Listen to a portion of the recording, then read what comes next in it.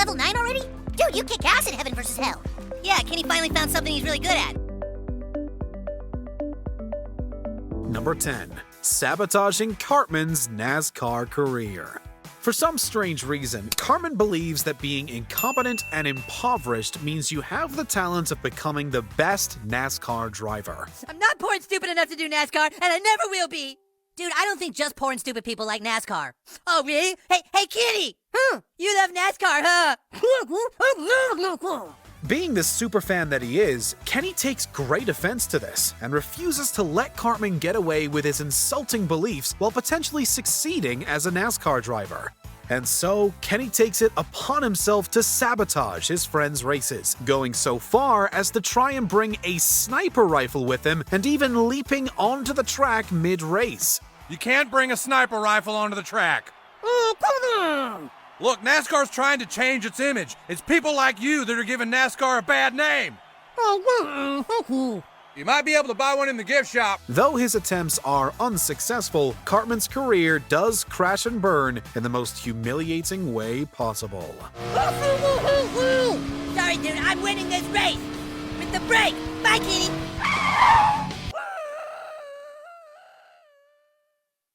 Number 9.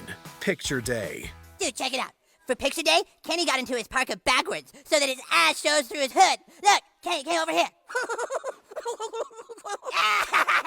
Just like with any other school, there's always one kid who has to pull something ridiculous for picture day, and Kenny has the best idea. For his photos, Kenny has put his clothes on in such a way that his butt ends up where his face should be. Hilarious? Oh, 100%! But the joke stops being funny to Cartman once a couple mistakes Kenny's photo for their missing son. So sweet. You guys said it is so sweet. God damn it, Cartman, what? And yes, these grieving parents also have rear ends for faces. Honestly, our biggest question was, how come none of the other adults noticed Kenny was pulling a prank on them? Apparently, one of you thinks it's fun to spoil their school pictures and thinks he's a comedian. That person will be spending the afternoon in the principal's office. Oh, that's bullshit. School photos aren't for joking around, so you aren't getting your photos back, Butters. Number 8. Working at CityWalk. But, Mommy, they have ice cream. We can't afford $10 ice cream, all right?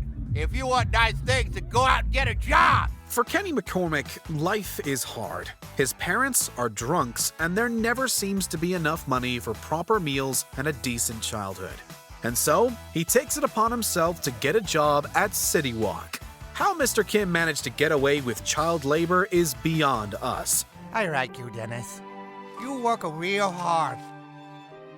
I wish I could give you more. Luckily, he does pay Kenny, and we soon find out why Kenny took the job to begin with.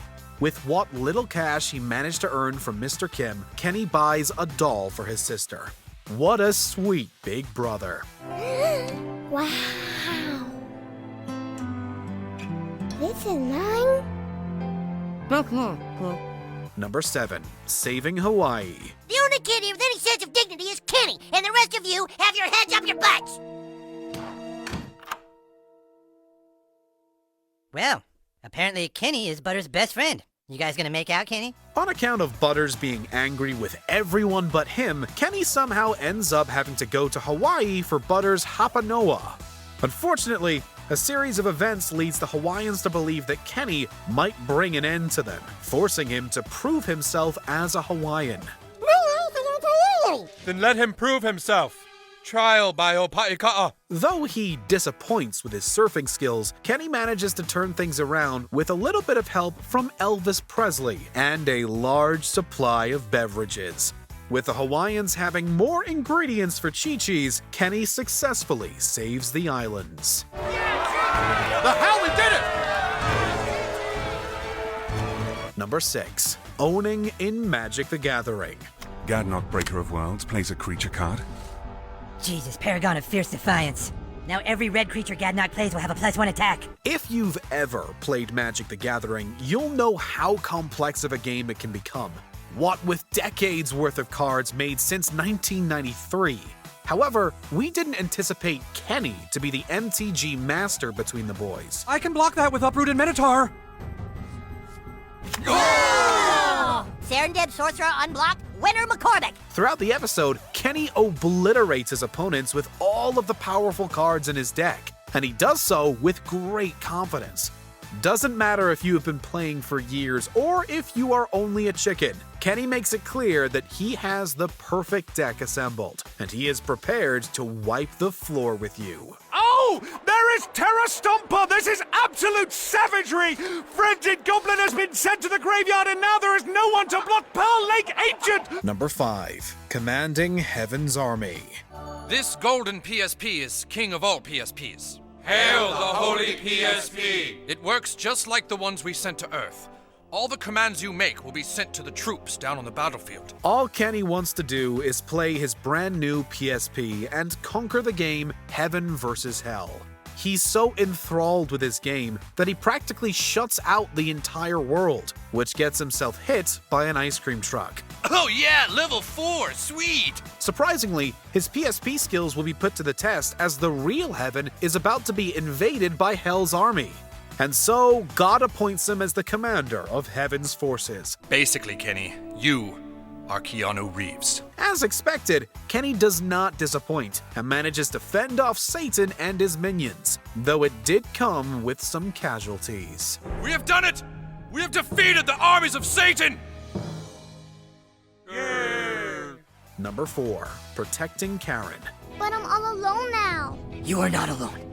No matter where you go, no matter what you do, I will always be here. As we saw in the episode where Kenny works at CityWalk, he is one of the best brothers we've seen on television. An absolute role model. This side of Kenny is shown once more in the episode The Poor Kid, where he dons his Mysterion persona. Karen is having trouble fitting into her new school and is about to get beat up by Jessica Pinkerton. Who the hell is this? How about you find another little girl to pick on? Luckily, Kenny comes in to save the day. He not only gives the meanie a taste of her own medicine, but he also grabs Karen to bring her to safety. Big brother of the century, folks. Number 3. Becoming a princess. Princess Kenny, tomodachi de kaerimasu! For some reason, Kenny does not desire to be a barbarian, a ranger, or even a cleric. No, when the boys are playing Game of Thrones, Kenny wants to be a princess. Sounds absurd, yes, but it isn't until much later when we understand why he had this ambition. To aid Kenny and his army in the console war, tech company Sony gives Kenny what he needs to become a true princess. Princess Kenny korosu. Naze mata, naze osoi. Kenny-chan kawaii princess. With Sony's medallion, Kenny possesses the powers of a true magical anime princess and proceeds to stop entire shipments of Xbox consoles. We have a feeling this was all just to give Cartman the bird.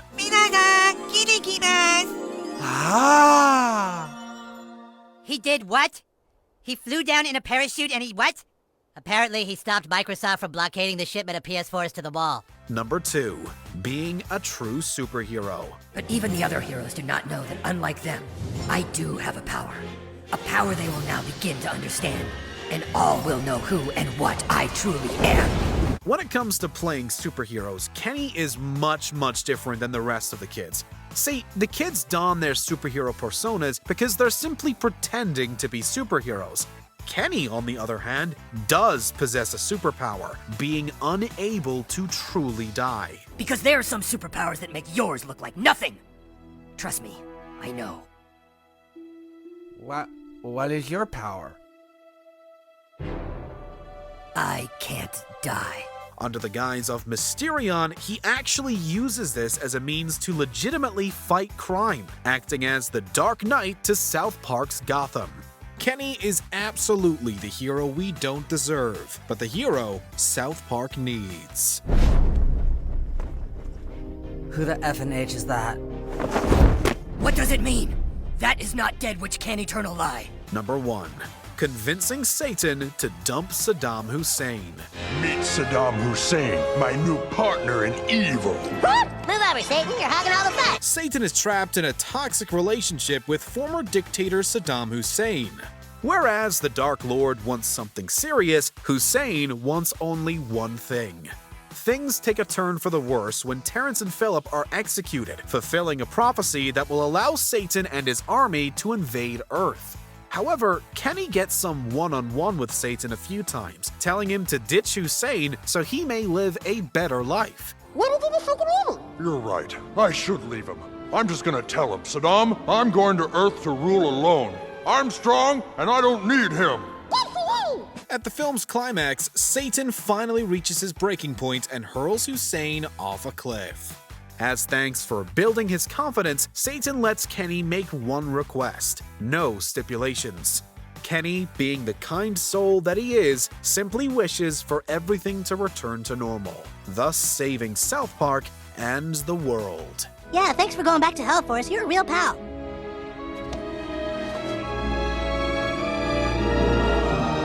Goodbye, you guys. Did you enjoy this video? Check out these other clips from WatchMojo, and be sure to subscribe and ring the bell to be notified about our latest videos.